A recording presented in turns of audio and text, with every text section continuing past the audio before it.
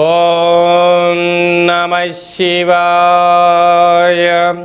ఓం నమో నారాయణాయ. నరదృష్టి నివారణ కాళభైరవాయ నమో నమః. ఓం దిగంబరాయ విద్మహే హంసవాహనాయ ధీమహి తన్నో కాళభైరవ ప్రచోదయాత్. హరి ఓం. మా ఛానల్కి స్వాగతం. చూస్తున్న వీక్షకులకు ప్రేక్షకులకు ప్రియ కాళభైరవ భగవద్బంధులకి స్వాగతం పలుకుతూ మమ్మల్ని ఎంతగానో ఆదరిస్తూ ఉండబడినటువంటి ప్రియ సోదర సోదరీమణులకు, జ్యోతిష్య అభిమానులకు, సనాతన ధర్మ సంరక్షకులు అందరికీ కూడా దక్షిణాయన ప్రారంభ శుభాకాంక్షలు. దక్షిణాయనం అనగానే సకల దేవతల యొక్క ఆరాధన, సత్ప్రవర్తన, జీవన విధానంలో మనం ఏదైతే అనుకుంటామో దేవతారాధన చేయడం వలన అనంతమైన శక్తి కలిగి విద్యలో, వృత్తులో, ఉద్యోగాల్లో, వ్యాపారాల్లో అనంతమైన విజయం సాధించడం కోసము చాలా ముఖ్యమైన సమయంగా భావించగలగాలి.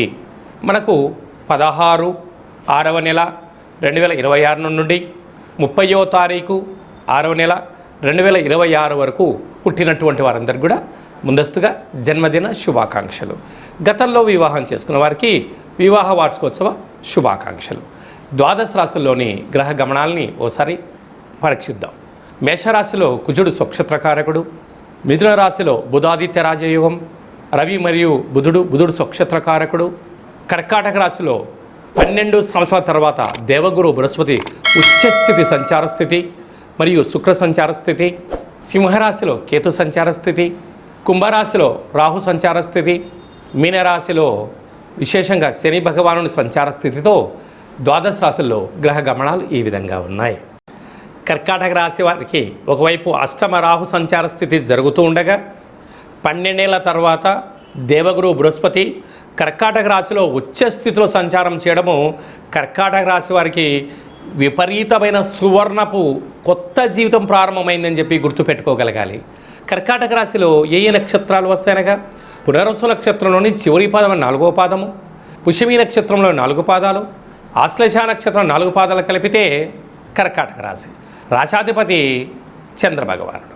వీరికి రాశిలోనే 12 ఏళ్ల తర్వాత గురువు యమునా నది పుష్కర సందర్భంగా ప్రారంభం అక్కడ రాశిలోనే ఉండడం, అక్కడే శుక్రుడితో కలిసినటువంటి గురువు ఉండడం వలన వీరికి వృత్తులలో, ఉద్యోగాలలో, వ్యాపారాల్లో, సేవారంగ కార్యక్రమాలలో ఎనలేనటువంటి కీర్తి ప్రతిష్టలు ఈ కర్కాటక రాశి వారి సొంతం కాబోతున్నాయి.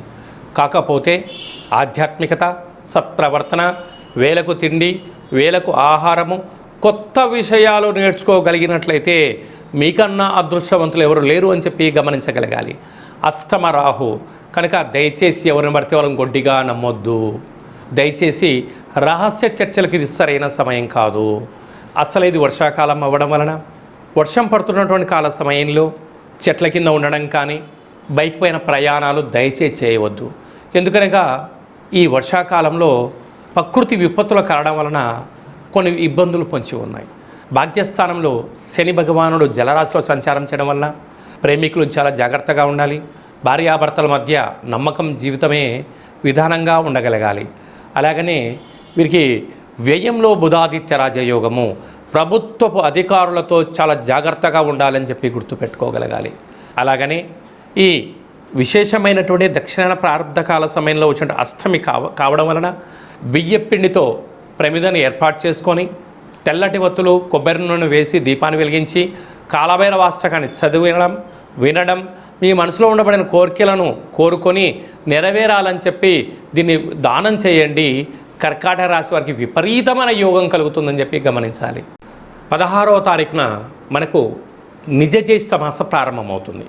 సకల శుభ కార్యక్రమాలకు అంటే గృహప్రవేశాలకు కానీ, ఇల్లు మారడం కోసం కానీ, కొత్త వాహనాల క్రయ విక్రయాలకు ఇది చాలా మంచి సమయంగా భావించగలగాలి. అలాగనే మనకు 22వ తారీఖు నుంచి దక్షిణాయన పుణ్యకాల ప్రారంభము. మనకు 22వ తారీఖున కాళాష్టమి, కాళభైరవ స్వామి స్మరణ ధ్యానం వలన సకల అష్ట కష్టాలు కూడా సంపూర్ణంగా తొలగిపోతాయి.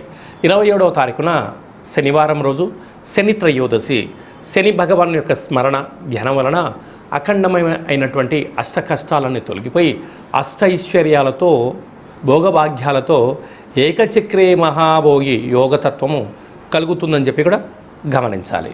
మనకు 29వ తారీఖున జ్యేష్ఠమాస శుక్లపక్ష పూర్ణిమ, జ్యేష్ఠ పూర్ణిమ సందర్భంగా వెంకటేశ్వర స్వామి యొక్క దర్శనం, సకల దేవత దర్శనం వల్ల సకల ఐశ్వర్యం కలుగుతుంది అని చెప్పి గమనించాలి. అలాగే మీ వ్యక్తిగత జాతకం తెలుసుకోవాలనుకుంటున్నారా? మీ యొక్క పేరు, పుట్టినటువంటి తేదీ, నెల, సంవత్సరం, పుట్టిన సమయం రాసి వాట్సాప్లో మీరు పంపించగలిగినట్లయితే 100 సంవత్సరాల జాతకాన్ని రాసి పంపించి మీరు పుట్టినప్పుడు గ్రహ గమనాలు ఎలా ఉన్నాయి, ప్రస్తుతం ఎలా ఉంటున్నాయి, భవిష్యత్తులో ఎలా ఉండబోతున్నాయో సవివరంగా సంపూర్ణంగా తెలియజేయడం జరుగుతుందని చెప్పి గమనించాలి. డేట్ ఆఫ్ బర్త్లో లేనటువంటి వారు పేరు యొక్క మొదటి అక్షరాన్ని అనుసరిస్తూ రాశిని తెలియచేస్తూ గవళ ద్వారా అనగా రమణ శాస్త్రం ద్వారా కాళభైరవ ఉపాసన చేత భూత భవిష్యత్ వర్తమానాన్ని తెలియజేయడం జరుగుతుందని చెప్పి గమనించాలి.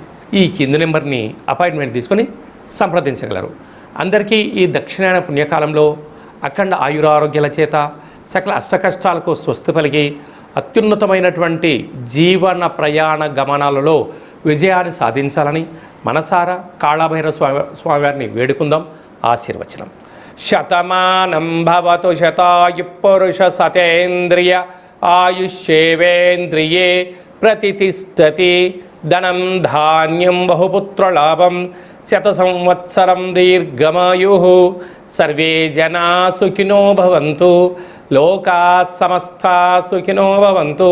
సర్వం కాళభైరవ దేవతార్పణమస్తు. హరి ఓం. ఈ వీడియో మీకు నచ్చినట్టయితే ఈ యొక్క వీడియోను లైక్ చేయండి, షేర్ చేయండి, మా ఛానల్ని సబ్స్క్రైబ్ చేయండి. ఆధ్యాత్మికమైనటువంటి భక్తి సమాచారం కోసం అందరికన్నా ముందుగా మీరు తెలుసుకోవాలి, వినాలి అనుకుంటున్నట్టయితే గంట సింబల్ ప్రెస్ చేసి ఆలన బటన్ కూడా ప్రెస్ చేయండి. ఈ భక్తి సమాచారాన్ని భగవద్బంధులకు, మిత్రులకు, స్నేహితులకు చేరవేసి హిందూ ధర్మాన్ని కాపాడండి.